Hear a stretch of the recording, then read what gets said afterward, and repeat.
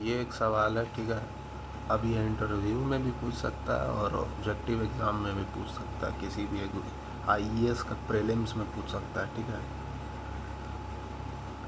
अब इसमें क्या है कि which of the following cycle working between fix temperature limit is irreversible, ठीक है। नॉर्मल लोग, जो आम लोग होते हैं, क्या आंसर देंगे? वेपर कंप्रेशन रेफ्रिजरेशन है। उनका क्या लॉजिक है कि थ्रॉटलिंग प्रोसेस में ये जो लाइन बनता है इरिवर्सिबिलिटी को दर्शा रहा है, ठीक है।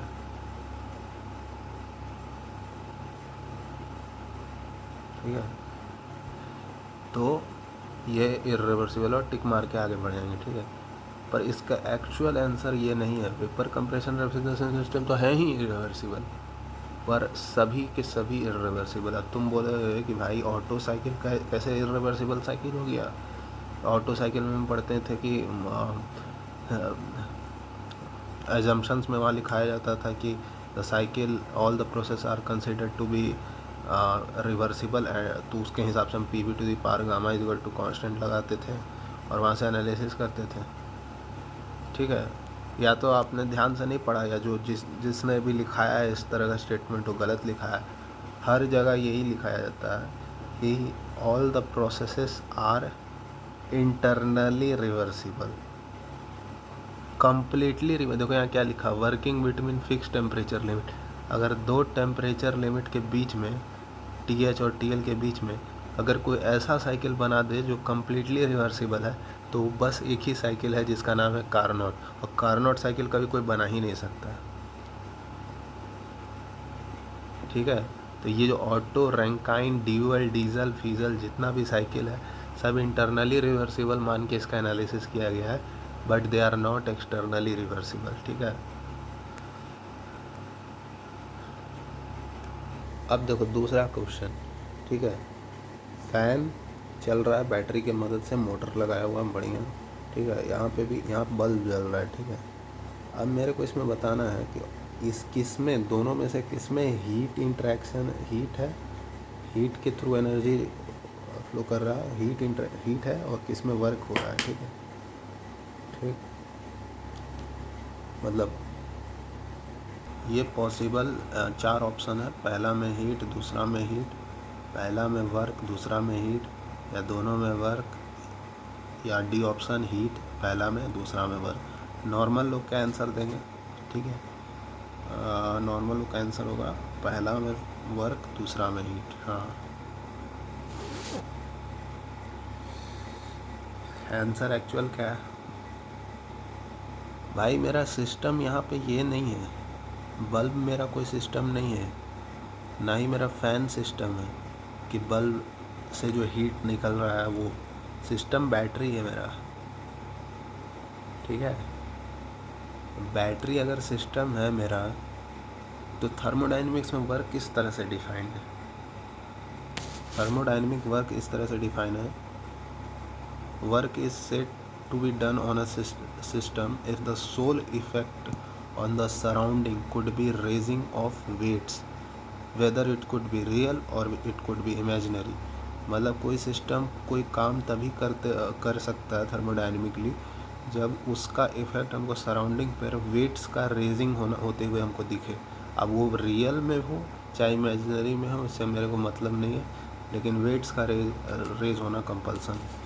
देखो, इफ़ेक्ट क्रॉसिंग द बाउंड्री, जब हम इमेजिनरी सराउंडिंग बनाएंगे तो effect crossing the boundary should not change. मतलब यहाँ बैटरी से क्या निकल रहा है? करंट।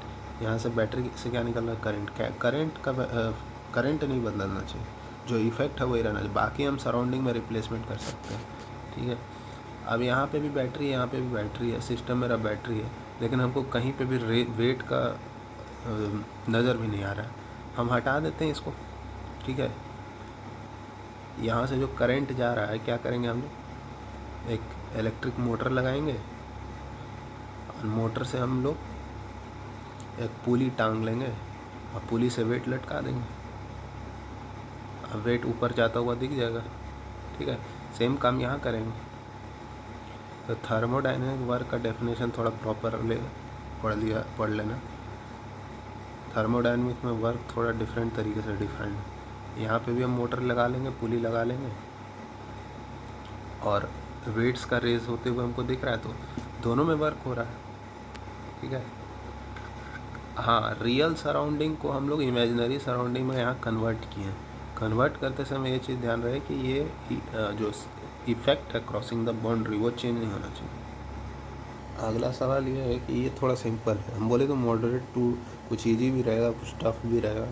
हाँ, जो भी थर्मोडाइनमिक लॉज है वो क्या क्या प्रॉपर्टीज बता रहे हैं, ठीक है।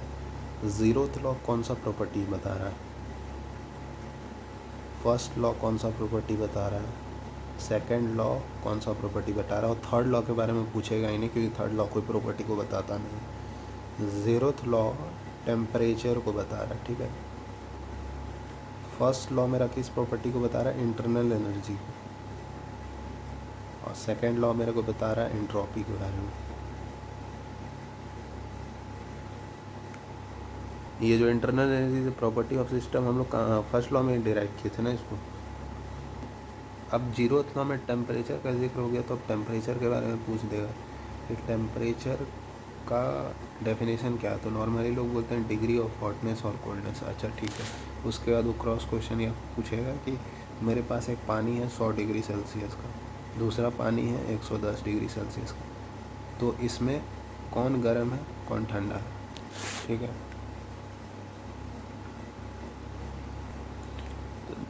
नॉर्मली दोनों ही गर्म है, ठीक है।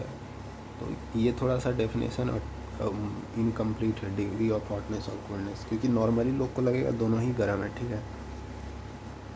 तो हॉटनेस और कोल्डनेस ये बच्चा वाला डेफिनेशन है, ठीक है। एक्चुअल डेफिनेशन टेम्परेचर का है कि temperature is that thermodynamic property by virtue of which heat transfer occurs. Temperature is that thermodynamic by virtue of which heat transfer occurs, ठीक है। Even a slight temperature difference है तो भी heat transfer हो जाएगा। अच्छा, हीट ट्रांसफ़र से मेरे दिमाग में आया कि हीट ट्रांसफ़र और थर्मोडायनेमिक्स में अंतर क्या है। नॉर्मली सब लोग वही बोलते हैं कि रेट वेट निकालते हैं, temperature as a function of time पता लगा सकते हैं, रेट ऑफ हीट ट्रांसफ़र हम लोग थर्मोडायनेमिक्स के नॉलेज से नहीं बताते हैं, ठीक है। मतलब काम चलाओ, रटा रटा आंसर है, ठीक है।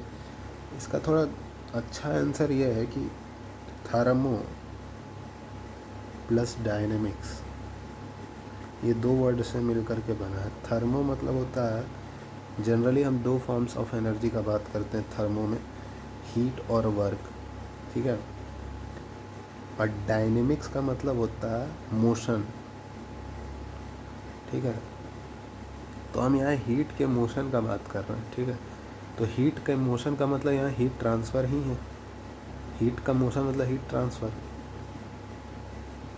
डायनेमिक्स का मतलब सिर्फ मोशन से ही नहीं, डायनेमिक्स का मतलब है सिर्फ ट्रांसफ़र से नहीं, डायनेमिक्स में ट्रांसफॉर्मेशन भी आ रहा है, ठीक है। डायनेमिक्स का मतलब ट्रांसफ़र नहीं, सिर्फ ट्रांसफॉर्मेशन, ठीक है। तो हीट का, जैसे ये एक थर्मल रिजर्वायर है, इसमें हीट निकल रहा है, इस हीट का कन्वर्जन वर्क में हम कर सकते हैं, ट्रांसफॉर्म कर दिए वन फॉर्म ऑफ एनर्जी को अदर फॉर्म, ये थर्मोडायनेमिक्स के थ्रू पता चल रहा है। लेकिन हीट ट्रांसफ़र ये चीज़ नहीं बता पाएगा। हीट ट्रांसफ़र के अकॉर्डिंग तो वो बस हीट एक जगह से हायर टेम्परेचर से लोअर टेम्परेचर फ्लो कर रहा है।